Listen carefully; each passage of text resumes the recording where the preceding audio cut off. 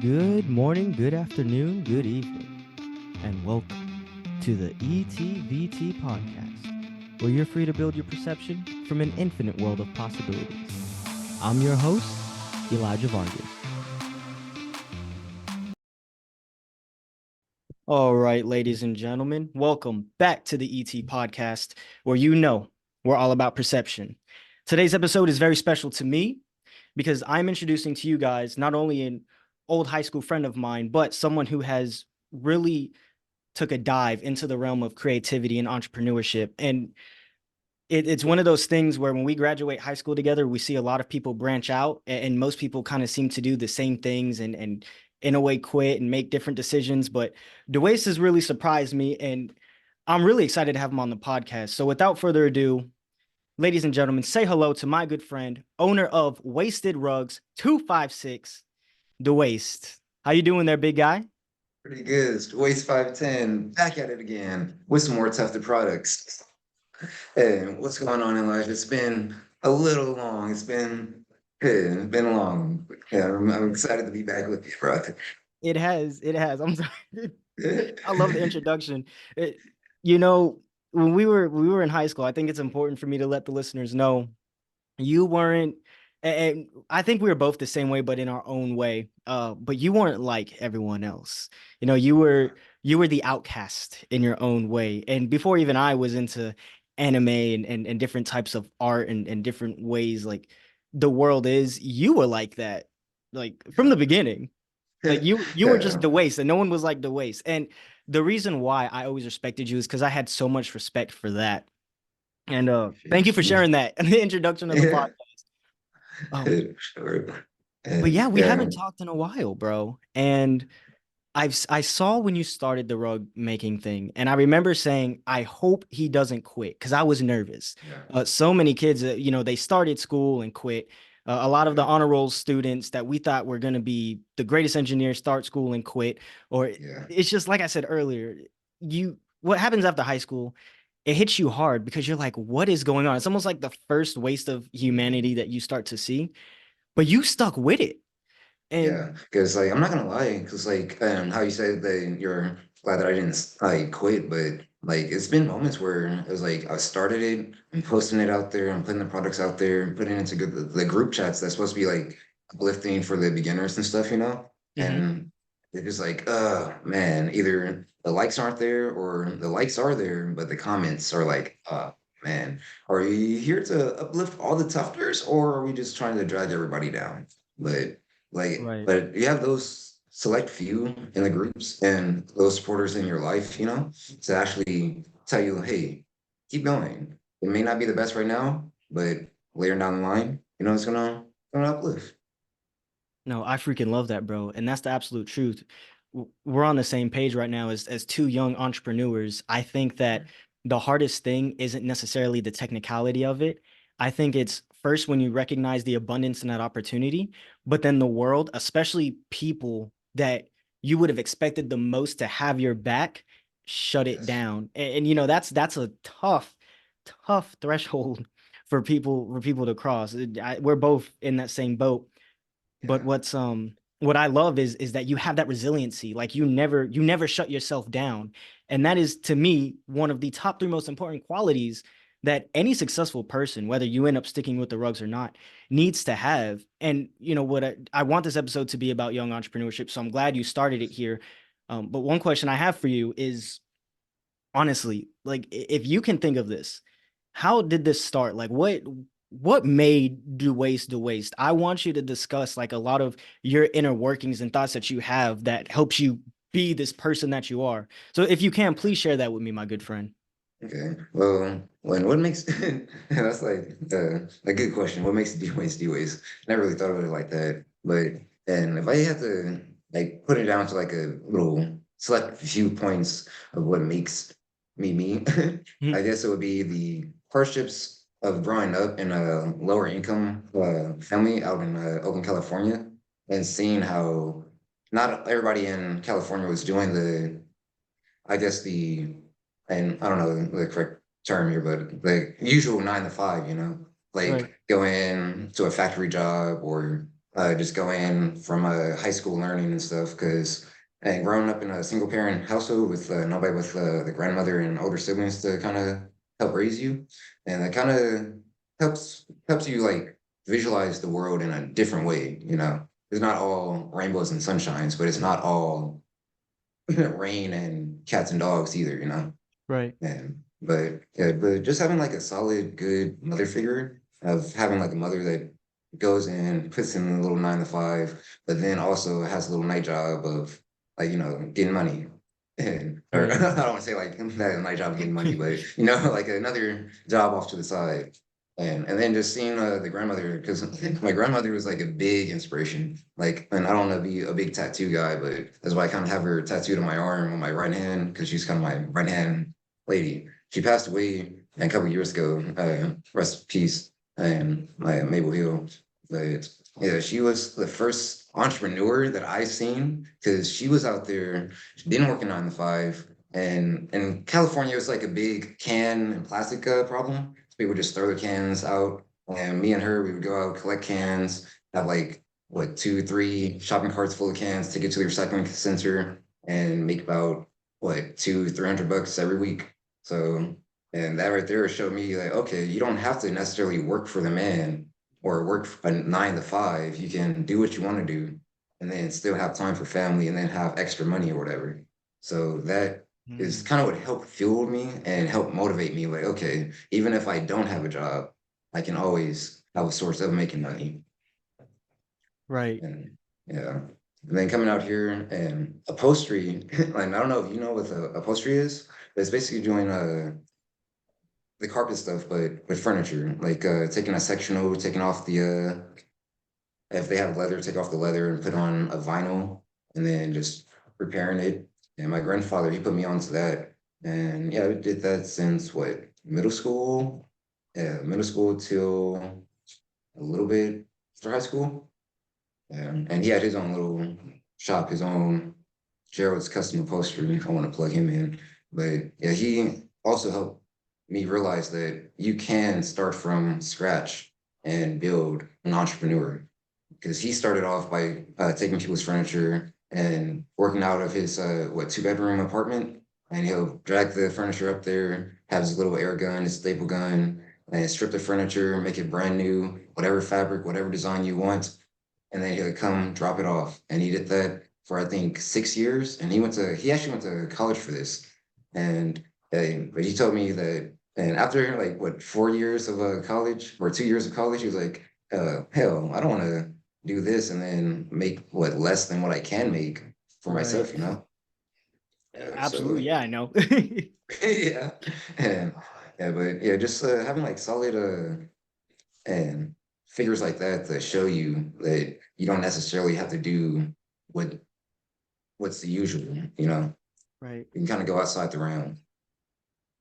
Oh, absolutely. And first off, I think the power of having figures, when a lot of people think about like parenthood and stuff like that, it's funny because it's no secret. And of course, I've read about this, and there's actually George Janko. I don't know if you heard of him. He used to be on Logan Paul podcast, but he just had um a podcast that talked about how with a lady named Owens. But there is a certain way, like there's these struggles and these experiences that you have had are so crucial to developing a human that can be like that. And there's this thing that a lot of child prodigies or kids with young praise or people who don't experience, what it's like to have to work, roll up your sleeves and actually work for something. It does something to you that if it doesn't drive you crazy, and if you become capable of handling that, you can make amazing things and you do see the world from that viewpoint. So I'm glad you shared that, because I personally relate in that. I believe that that's a truth that not enough people talk about. So first of all, when we were in high school, we never had this conversation. So I never looked at you as a person and figured that you had experienced and were experiencing all those things. And your family taught you, just like I learned a little later on after, that entrepreneurship and creativity and doing good things for the world and making a profit, it is abundant. you can do it with just about anything. All you have to have is that willpower in your mind. Like you said, and like you said, your uncle had taught you, and your grandma would do. I mean, there's actually a dog pooping pickup company Yeah.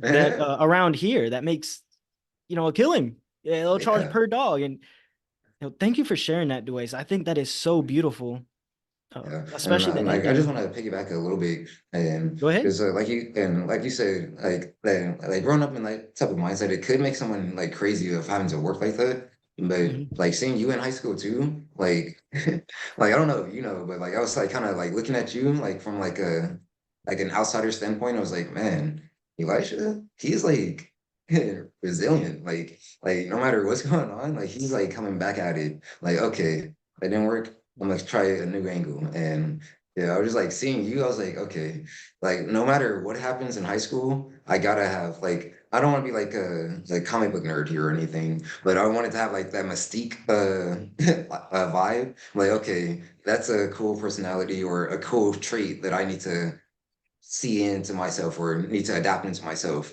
That no matter what happens, just keep coming back and try it in a new way. Right. And I just want to say thank you for that. Like, thank you for, No, no, man. yeah. Dways, I am like, I'm so humbled by that statement. That's kind of why I started this podcast. So to hear you say that, it means the world to me because that's how I want people to feel. But it's surreal to me to hear somebody talk about how that was kind of something I was doing. Because when I think about my high school self, I'm kind of like, what? Like I don't feel like I did good enough. I don't feel like I was that type of person. So I appreciate that because in a time of my life where I was seeking answers for myself, I can't explain it in words how much it feels to me to Yeah. hear somebody say that. So thank you. But what I really want to do, since you did that for me, I want people to see some of your work, because this is, I'm telling you, I saw it in the beginning. Like I saw it when you were starting and you were making the little mushrooms and stuff, and you Yeah. started with a bunch of Pokemon, and I was like, okay, this can be Yeah. something. And what you have grown it, and it's been, how many years has it been, Dwayne? How long have you been doing this? Is it two? And one, and we're about to run up on the first year mark, and I believe, yeah, first year mark, and and just want to plug in like the wasted rugs. Like I didn't think that it was actually going to pop up as much as it did, Hmm. but having our YouTube channel at DWAIST510, you guys ever want to check out the process of how the rugs making is done? Check out DWAIST510. But I just want to say that real quick, just to say that the sponsors are kind of nice. Absolutely. Yeah. Okay, so the Waste 510, the YouTube and the Instagram, I'll make sure to put that in the bio of this podcast for the audio and video version. But Thank you. Thank you. let's see what we're working with here. I mean, as soon as you open this page, I look at this work. I'm just like, dude, a rug, bro? Come on. Say Look. big tiger. And I do have to ask, first of all, how is an idea born into your head? Like when you had the big tiger, what in your head was like, I got it. This is the next project. Do you have a process for that? Is it like, how does your creativity form for you? And so for me, and I like to just go out into the nature and just and reflect on a lot of life and stuff, in a way. And Mhm. then I don't know, I just watching anime and stuff and was like, okay, what can be like a cool aspect that nobody has ever done before?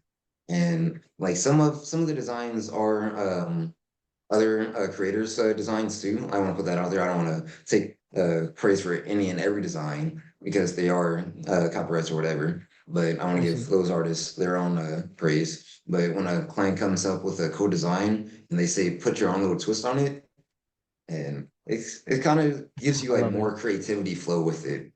Right. And because like it's one thing to just make a drawing, but to make an interactable art piece is something that I cherish.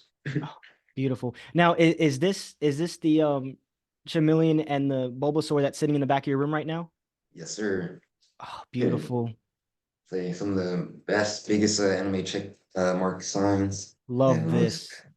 yes, and that one right there was actually a collab of a custom design. And because the first design was just like a solid pill, and I was like, okay. And in the anime, they're going head to head against each other. and it's like Mhm. best friends. So let's kind of incorporate that into the pill, and that is What was the name of the anime again? Akira. Okay, gotcha. Yeah, Nice. classic. Okay. So yeah, I mean, the ways, bro, phenomenal work. And while we're on this topic, right, I'm so fascinated by creativity. And this is why I wanted you to be on the pod. A, because you stuck with it, and B, because you always had that creative mind. And I am so glad that you never overlooked it or allowed this common society in the way that basically how children are raised to squander that gift. And, I Sure. honestly do believe, I'm a firm believer that every single person on this world has a gift with their creativity, but we're kind of raised to think that it's weird because it's different and that the world doesn't care and that there's nothing great we can do with it. And while we're on this topic, you brought up anime, and I'm gonna be honest with you. Uh, when I joined the military, and I was kind of trying to figure out how the hell I'm gonna become successful as an adult, and even learning what it meant to me, I did have like the first 2 or 3 years where I was like, man, fictional. I read no fictional books. Everything was nonfiction. Everything in life was so serious. If it wasn't an embodiment of the current reality, then it was wrong. And which is odd because I grew up doing ballet and different Yeah, sports and musical theater, yeah, but that that's a very it's spiritual suicide. It is. And just these last 2 years, what has helped not only me as a person and my work and even revived like my 9 to 5 job. I'm a tech guy. It revived like the reasons why I dove into it in the first place wasn't for a job, but because something like technology is it's like having the universe in the palm of your hand. Because I can't go to space and study the planets, but I can learn for the rest of my life and never know everything about what a code can do. So I think that there's something to be said about children's imagination in the world of entertainment. A lot of brainwashing that's done with Hollywood, it's so like what's going on with Disney now. A lot of it has become less about creativity and like visualizing copy and different. paste. Yes, yes.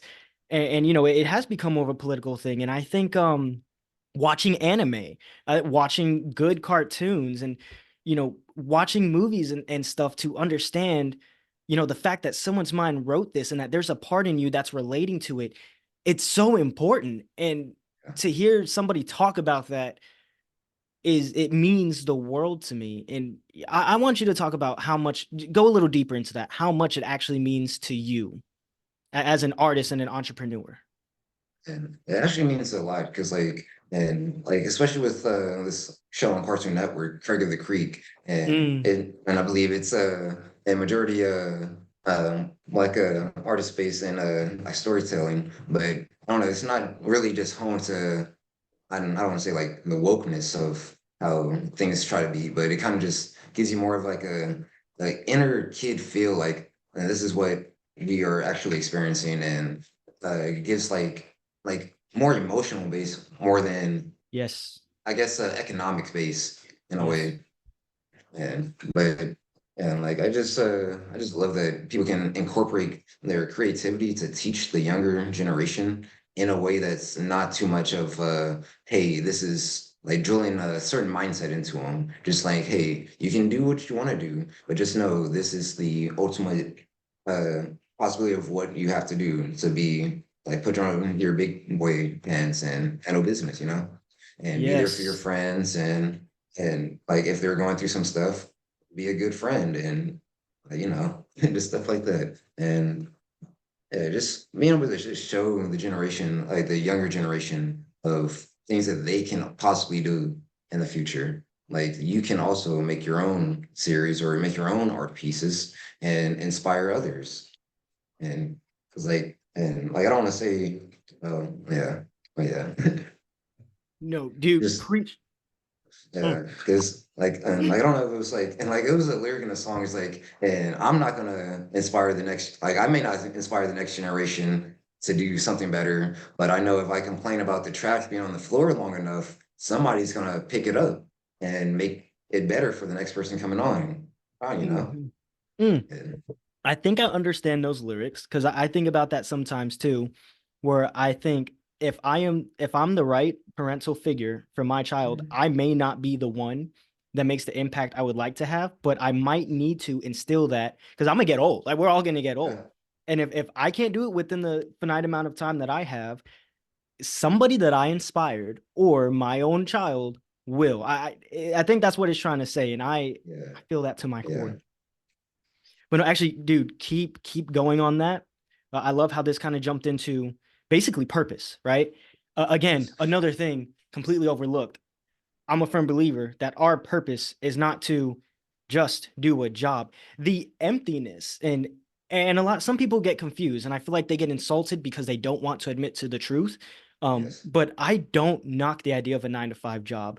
What I completely go against and can never stand with is the idea of working a job just to work a job. And the millions and millions of people that go to work and then that's it and have no impact, no positive outlook, no positive outreach, no change, no nothing, No drive. no drive. And it's very sad. You know, I call that empty working. There is an emptiness in society today that Yes. is like probably one of the worst not diseases, well disease, I'll call it that too. Epidemic, pandemic Yeah. that's unforeseen, again, isn't talked about enough. So I have an utmost respect for people that are rightfully purpose driven because some people are evil. I don't like evil. But talk to me a little bit more about purpose. Like I'm gonna ask, what part of you cares for purpose? Like what makes you care about that? And what makes you care about inspiring the youth besides, just making a better world? Is there something you've experienced that kind of made you that way? Yes. And kind of glad you asked that because the main thing that inspired me to have purpose is back in 2003, my family on my mother's side and had experienced a bad accident. And I believe I was 3 at the time, and my older brother was 5, and my older sister was 15 at the time. Mm, But my older brother, my sister, and my mother was crossing the street coming home from the grocery store, and a driver came. And it was like I believe like 10, 11 o'clock at night, and he was kind of a drunk driver, and he hit my family. And unfortunately, I was at home with my grandmother at the time, waiting for them to come back from the store, and I was begging to go with them, of course. And at the time, they were walking to the store, and they were like, "Oh no, no, you don't need to come." Do do do do do. But yeah, that was like a major, major turning point for my family. And my older brother, and he was crippled and paralyzed from the neck down. And since being 5, and he's 25 now. And my sister, she kind of got the luckiest end of it with just having a broken leg. And my mother had a permanent rod placed in her leg. But just experiencing that at a young age and still being around my family and having the thankful for God for having the grace to spare him, like it was like just like a turning point for the family, but it kind of brought us closer together in a way. And it showed us that, hey, no matter what happens, family's gonna always be there for each other. And I believe my brother was in San Jose Children's Hospital at the time. So that mm, was like an hour and a half drive. And with us being in a lower income, we would probably have to save up until like go out there every 2 months to visit him or whatever. But just like experiencing all that as a young age, and it just kind of made a turning point at me. So like, okay, so my purpose, like I'm not saying my purpose in life, but I felt like my purpose at the time was to do whatever and everything I can to make my family have better and easier or living situation in the future. So if that means hustling, getting a 9 to 5, and then doing some work on the side like upholstery, and then just learning traits and learning everything that I could, just so I can help and provide a nice little lifestyle for them.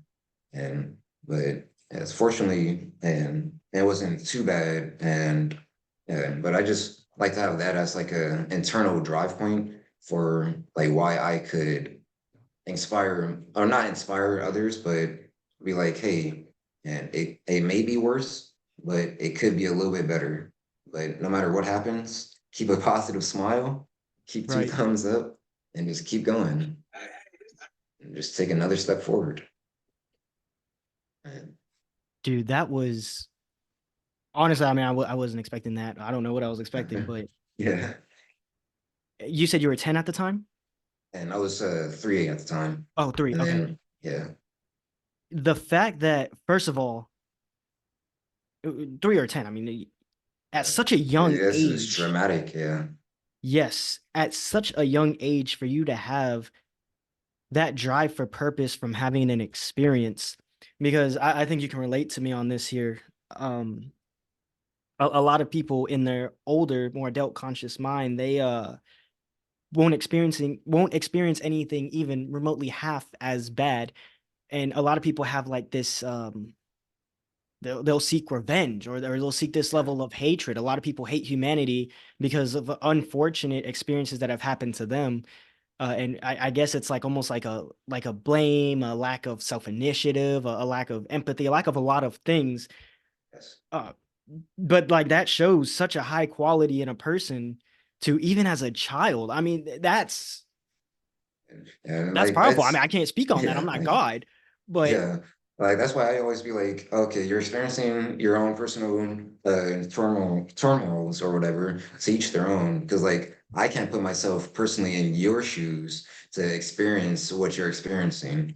But at the same point, I can't put you into my shoes. Because like I don't want to say that our generation has grown soft in a way, but to be easily triggered, you know. right. Yeah. And I don't know, it's like sometimes I just be hearing stories or be talking to some friends and stuff. And I'm like, okay, so this is what triggered you? I'm like, okay, they took your French fries away as a kid because you were eating too much salt or whatever. Now you have a hatred for your parents. Confusion. Right. No, dude, I absolutely 100% agree. And it's funny because this is one of those topics where a lot of people try to tread carefully because they don't want to insult Yeah. or offend anybody. But Yeah. honestly, bro, I'm with you. Like, I think the truth is the truth. And I say it on any episode I have this conversation about. I don't believe one generation or group of people is better than the other. I just like You to know, recognize the pros and cons in all of them, yes. obviously, like you do. But that's one of the ways that we lack is we have so much closure in our own personal opinions Mhm. thanks to technology and the infinite rushes of dopamine that we get, where these algorithms are made to the things that attract us to the platform is the fact that it can automatically be built to our standards and our liking. So we do lack, that power of questioning. And I don't think that I truly do believe, I'm gonna be honest with you. This is, call me conspiracy theorist, but I think the whole thing that's going on where they're starting to make laws in different states saying if you discipline your child, you will go to jail. 3 or 10 or 12-year-old can say that my parents don't agree with me, so now we can, DHR can take them away and stuff. And I don't think that that's for the purpose of the kids. I think that the people who believe that are kind of gullible. I think that that is because they know that that's just building a weaker group of people who will not educate themselves, people who will not have a revolution, people who won't build anything that can surpass the system that controls them. Who won't really expect a disciplinary action for what they're doing and a cause and effect Yes. in a way. Because I believe that 100% too. Because I'm just like, and I believe that you should discipline your kids. It's like me growing up, I was a little badass. I'm not gonna lie. Right, right. And Yep. and I was over here throwing flashlights at and the neighbors, and I accidentally hit the car, and I was like, okay, so if I didn't get my lesson taught, get a good little whooping, then I Right. probably would still be going around like, well, I guess it's okay. And just next time, get away faster or no, or whatever, you Right. know? But it was like, but I believe that like even just like as a like talking to people and just having like human interactions and stuff like that, um and I don't want to stumble over my words here or anything, but like how some people may have a conversation and then if they don't like what you say, they automatically shut down Oh and be yeah. like, oh, what? No, and then just try to walk away. And I believe that comes from the childhood raising of, okay, even though you don't agree with what they're saying, you can't just throw a hissy fit. And if you throw a hissy fit, I'm not just gonna be like, well, okay, and here's a tablet and figure it out. Be like, okay, you need to stand up. I'm talking to you, or this person's talking to you. Keep your conversation, and whatever you're feeling at the end, express that. Right. And no, that's an important quality, back to entrepreneurship.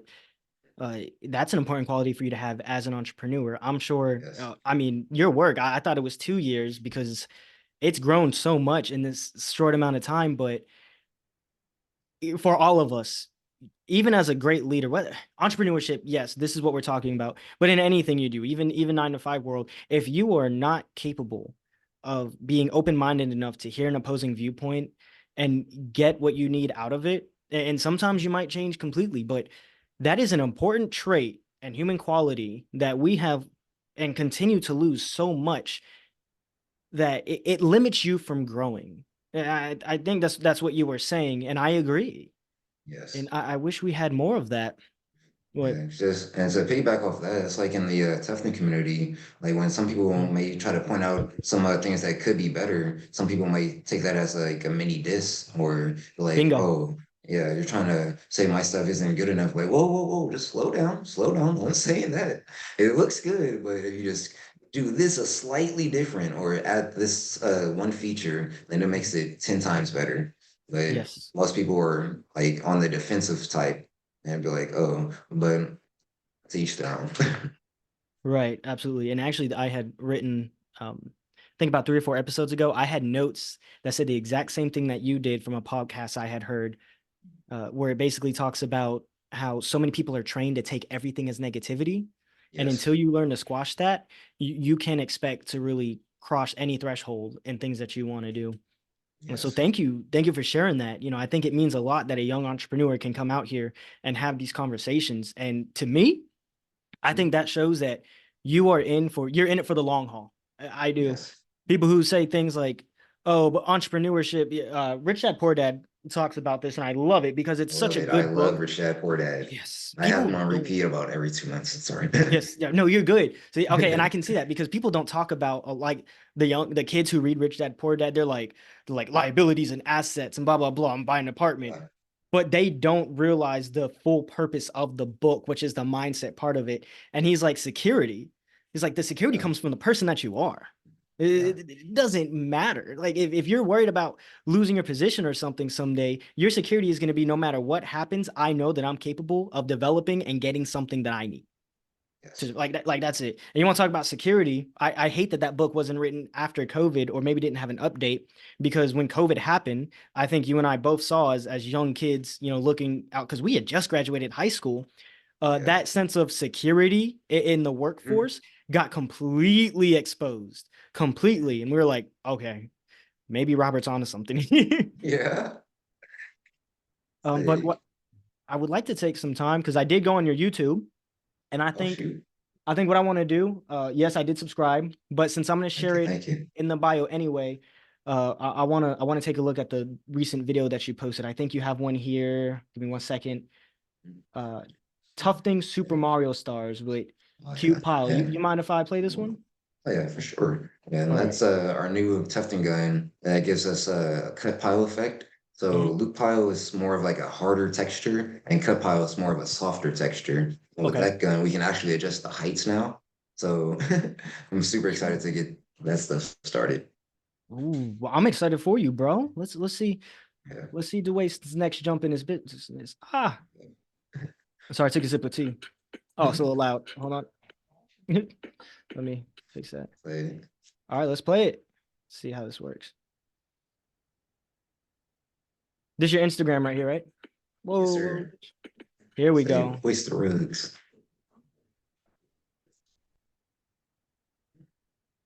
Say, Who's doing these video oh, edits? Is this you? yeah, all video edits is part of DWAIST510. Say the V-rolls is everything. Like the V-roll editing is like the most fun part of doing videos, music videos in my opinion. Like doing like a little mini music video. I love it. I love it. All right, let's see. Um, if you don't mind, I will skip Oh the yeah. intro because of Mhm. time, but here we go. Oh yeah. Let's get into Yeah, some of the that's the juices. new Teflon gun right there. Like shout out to my fiance. She got that for me for Christmas. And the trigger on there is super much more comfortable, no more copper tone. But yes, and then that little plastic piece on the middle, and where it's like kind of like encased, that kind of helps for when you have long hair and you're getting like up close on your targets, Mhm. because your hair would get jammed up inside of there. But now you don't have to worry about that anymore. That is sick. So this is like where the magic happens. Is this the room? Yes. Yes, this What's is a room. what do we got going on back here? Hold on a second. Let me find it. With these sticky notes over here, that looks like some FBI like stuff you see in the movies. And, yeah, and those are actually all little drawings and stuff. Like I like to take little Mm. drawings and just do little doodles, and if it looks good enough, hang on the wall. If a friend comes over, make a doodle, put it on the wall, and Oh, in the background right snap. there, you can kind of see a oil painting, a oil pastel painting that I was doing for the family household here of me, our family dog Tinkerbell, my fiance Kayla. But we recently upgraded to two more dogs, so I had to go get some more paint. Yeah, but these Dude. right here are some signature cause rugs, everybody's favorites. And I make one and people want three more. So I'm like, okay, let's make multiple colors. Oh my gosh, bro. And this is like so therapeutic for me. Like, I don't know, just seeing like a blank canvas and then just turning it into like actual physical art. So listen to me, actually, it's funny. Right before you said therapeutic, I was about to take off and talk about how this is asthma right here. Watching all this happen, like I will. This is some stuff I will watch before I fall asleep to help calm my mind. Yes, sir. See what we got. And in our next video coming out, we're gonna do some ASMR. So go ahead and Perfect. some of that action going. And I just want to do like a nice little shout out plug in here. The people who, or the little non-slip backing that I use for all my carpets. Hmm. I just want to say thank you to That Line Studio or That Line Store. They sponsored me for some non-slip backing and some 12 tape. So I'll just say, yeah, I didn't think that Wasted Rugs is actually gonna get real sponsors. Dude, that's but awesome. As a matter of fact, I'll share your sponsor in the bio too if you want to send me a link to them. heck yeah. And I'll definitely put that in there. Now, these right here, when you posted these, you have a picture on your Instagram where you're holding the Super Mario stars they're Yes. by each other. I'm like that. They just look so satisfying. Yeah. And so like when you're actually creating it and they all come out like kind of shaggy-ish. So Mhm. the most satisfying part is the trimming process. And I believe I show a little bit of it at the end, but the gluing process is fun too. Right, You gotta open up the garage door to get the smell out. right. And I've actually seen you posted the trimming process on like your Instagram or your Facebook, and I'd see what do you have like a razor blade or something, and then like you'll see the hairs on the floor, or Oh yeah. how you do? Yeah, I'm we like, use man, little carpet trimmers. And okay. I just want to say another little plug in here. Hmm. And well, like I don't want to jinx it yet because, but it's on the way. But I guess I can talk about it. But we're going to be getting sponsored by. I don't want to mess their name up, but so mystery sponsor, waiting for it to happen. You guys will see it on Instagram when it happens. But they're going to be sending me free cordless carpet trimmer. So what I'm gonna, so if you look in the corner left right there, that little blue and brown thing, This yeah, right that here. right there. Yeah, Uh-huh. those are carpet trimmers, and that's what you use to trim up the edges and get that all nice and neat. So instead of having it on a cord, we're gonna have it cordless now. So it makes it trimming it on the frame a whole lot more easier and a whole lot more faster. Oh, nice. Yeah. Bro, look at this. Look at So this grind right I here. just I want to say freaking thank love you. it. Oh yeah. And I just want to say these time lapse, they're not all done in one day. So some of these time lapse are me coming home from lunch and I have like an hour lunch. Luckily, I don't stay too far away from work. And Mhm. so I can run home from lunch and eat for like 5 minutes, 10 minutes, go to my studio rooms, and then just go back to my grind and then go back to the 9 to 5.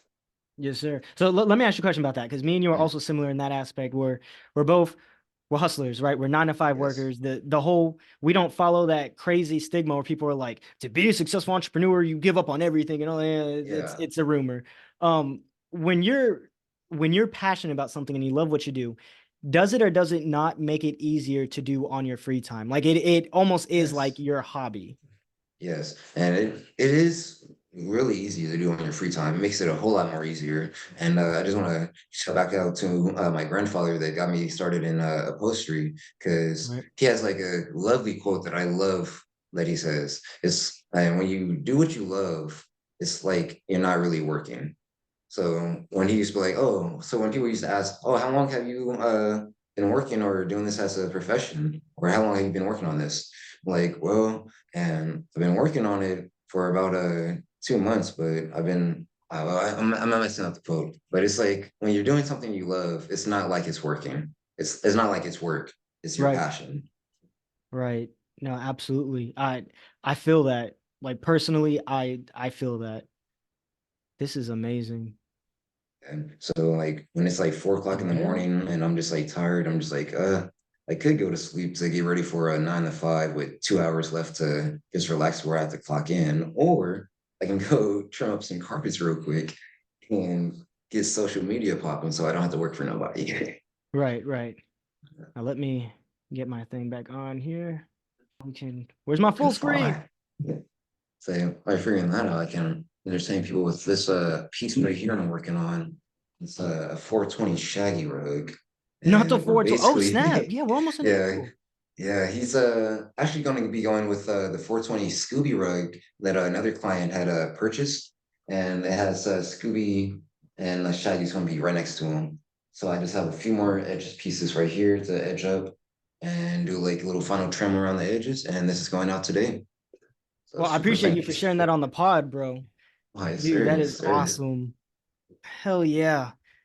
Dwaist, man, this Yeah. was a pleasure. This was a lot deeper than I expected it to be. There was so much I didn't know about you, but I am honored, of course, for everything you said in the beginning and for you coming on here and sharing these parts of you on my platform. I do appreciate it. And it's even more of an honor for me, or you know what? I wouldn't say more of an honor, but it's almost as much of an honor for me to be able to give you this opportunity to talk about it.